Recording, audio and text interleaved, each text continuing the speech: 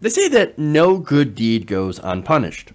Well, the story of Dr. Clyde Pemberton is a great example of that. Now who is that?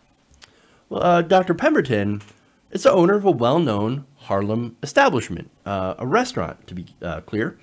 And back in 2017, he and two of his employees were arrested during an altercation with a group of women inside of a restaurant. Well, that's interesting. What happened? Well, first, let me give you some of the details before that. He is suing, and by the way, this happened in 2017. The reason that it's up now is because he's suing for false arrest and for the NYPD violating his civil rights, according to a report by the New York Times.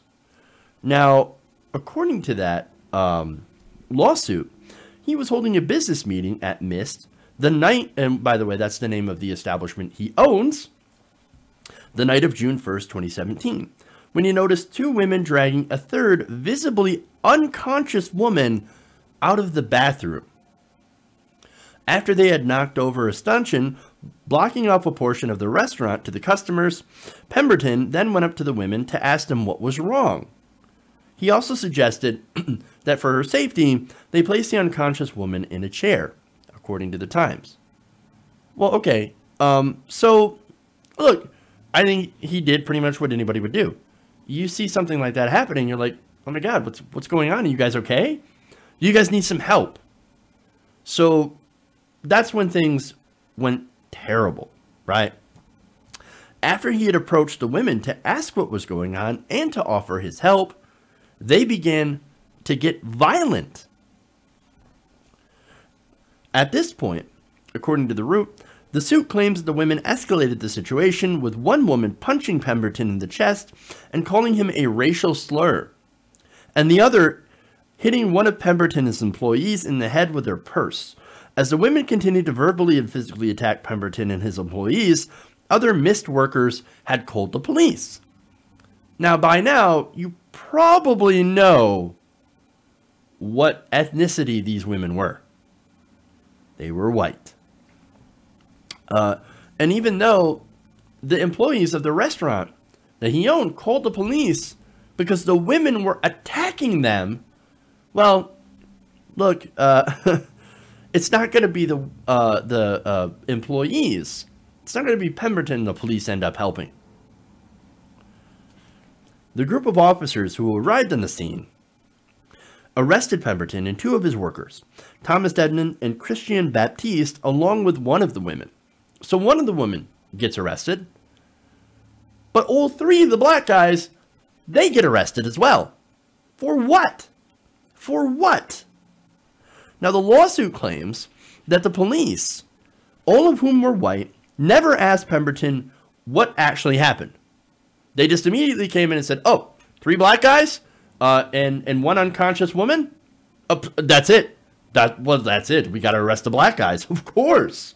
Oh, and I guess we'll arrest one of the women who's verbally harassing and assaulting one of the black guys. Wow. Now, they chose to arrest the men after talking to one of the white women. According to the Times, one officer did claim, this is mostly a cover-your-ass operation, I assume, that he saw three men blocking an exit to the restaurant to prevent the women from leaving. Now, okay, I've got some thoughts on that. Pemberton and his employees were charged with unlawful imprisonment and spent 6 hours in police custody before finally being released. So, wait a minute. Now, unlawful imprisonment.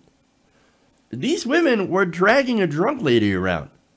I'm assuming that they were drunk as well. Imagine if one or one of them got into a car and then got into an accident outside the restaurant.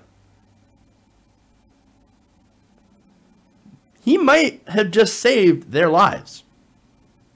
Even if that's true, assuming that the three, probably according to the police report, likely scary black men blocking the door actually happened, which I don't know. I don't really trust the police account. I don't know. What I do know is that in November, the charges were dropped. Oops, looks like they didn't actually do unlawful imprisonment. Our bad. We just arrested these black people and held them for jail in 6 hours for no reason. Jesus. But that's not all, right? Here's the thing. The reason for this lawsuit, even though the charges got dropped, is because it's had a noticeable impact on the business. The Times reports that the men had to spend $15,000 in legal fees for their defense. But not only that, but Pemberton, who hails from Trinidad and Tobago, is also a green card holder and says that ICE comes in and regularly harasses him, or harasses him when he is traveling in and out of the country. Pemberton also says that the NYPD has stepped up its presence at NIST since the arrest, performing random checks of the restaurant and costing him business. Because look, if you're a black business owner, the last thing you want is the NYPD poking their heads in every once in a while and scaring people. And good, and there's a reason that these people are scared. There's a reason that black people don't necessarily like the police. And it's because of situations like this. Look, this is all for trying to help somebody who is passed out. And you wonder why, again, as I said, black people are afraid. This is why. To get arrested for trying to do a good thing and then having both the NYPD and ICE come after you in what is now a sustained harassment campaign is exactly why people like Colin Kaepernick kneel during the national anthem. You can't have a country based on liberty and justice for all when it's clear that the portion of the population does not receive that equal justice. This is another example of police arresting a black man for just doing regular things. Hey everybody, thanks for watching this video. If you want to see more like this, please hit the subscribe button below. And if you want to support truly independent progressive media, please consider becoming a patron at patreon.com/TYTNation.